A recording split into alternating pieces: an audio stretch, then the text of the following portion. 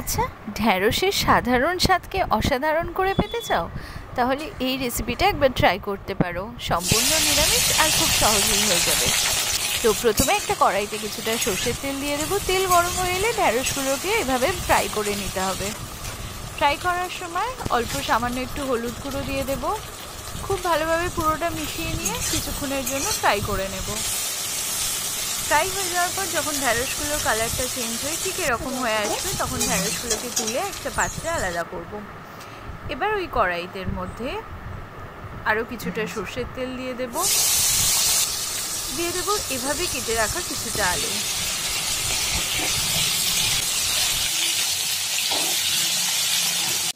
আলুগুলো হালকা একটা গোল্ডেন কালার পেয়ে গেলে তুলে একটা পাত্রে আলাদা করে নেব। এবার কড়াইতে ফোড়নের জন্য ইউজ করে নেব সামান্য কালো জিরে আর ওই দুটোর মতো গোটা শুকনো লঙ্কা। দিয়ে দেবো এভাবে রাফলি কেটে রাখা কিছুটা টমেটো। দিয়ে দেবো স্বাদ মতো নুন।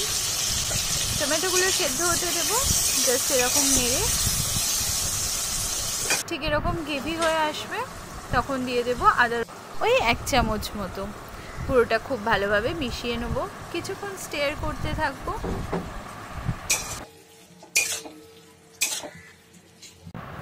এবার আমরা একটা মিক্সচার রেডি করব। ওই একটা পাত্রে 1 টেবিল স্পুন হলুদ গুঁড়ো, 1 টেবিল স্পুন লাল লঙ্কার গুঁড়ো আর সামান্য জল দিয়ে খুব ভালোভাবে গুলে মিক্সচারটা রেডি করে নেব। এবার কড়াইতে এটা অ্যাড করে দেবো, পুরোটা আবারও খুব ভালোভাবে মিশিয়ে নেব।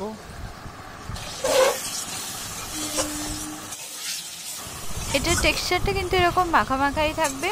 কিছুক্ষণ কষিয়ে নেওয়ার পর মশলার কাঁচা গন্ধ চলে গেলে অ্যাড করে দেবো ভেজে রাখা আলুগুলো। পুরোটা আবারও খুব ভালোভাবে মিশিয়ে নেব। কষতে থাকতে হবে কিছুক্ষণ।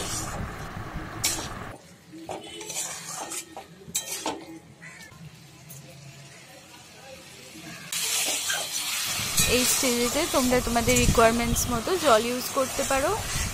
আলুটা সেদ্ধ হয়ে এলে অ্যাড করে দেবো ভেজে রাখা ঢ্যাঁড়সগুলো। পুরোটা আবারও খুব ভালোভাবে মিশিয়ে নেব। ওই 10 to 12 মিনিটস চাপা দিয়ে খুব ভালোভাবে কুক করতে থাকবো, যাতে করে তরকারির পুরো এসেন্সটা ঢ্যাঁড়সের মধ্যে খুব ভালোভাবে ইনভলভ হয়ে যায়। তো এভাবেই তোমরাও বানিয়ে নিতে পারবে খুব সহজে আলু ভিন্ডি মশলা কারি। সম্পূর্ণ নিরামিষের দিনে গরম ভাতের সাথে জাস্ট জমে যাবে। ডেফিনেটলি একবার ট্রাই করো, অবশ্যই জানিও রেসিপিটা কেমন লাগলো।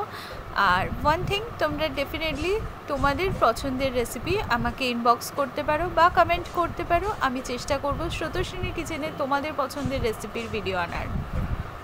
টিল দেন, বাই, সবাই ভালো থেকো।